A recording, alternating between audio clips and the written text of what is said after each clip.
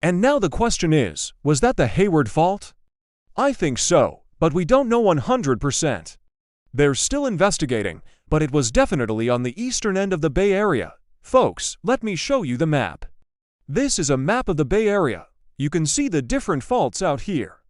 And you'll notice right along here is the Hayward fault. We had another 4.0 earthquake right in this general vicinity about 4 years ago, 2018, and that one was felt quite widely as well. Felt it in my house here in Oakland. And of course, this is not a map that shows the actual strength of the shaking.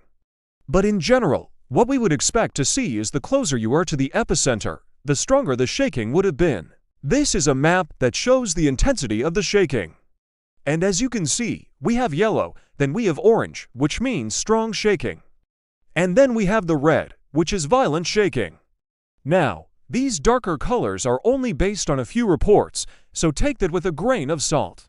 I think the shaking was a little bit stronger than this map indicates, but nonetheless, that gives you an idea. You can see the epicenter right there in the middle of Berkeley. And then the shaking fanned out from there. I think it was a little bit stronger in the East Bay, maybe than what's being indicated here. But the big question, why did we have this earthquake? Well, this area is long overdue for a bigger earthquake. We've been talking about this for years. It's overdue. And I think that's why we had the 4.3 earthquake, and this is not unusual to have foreshocks. You know, before bigger earthquakes, we often see foreshocks. So could this be a foreshock to something bigger?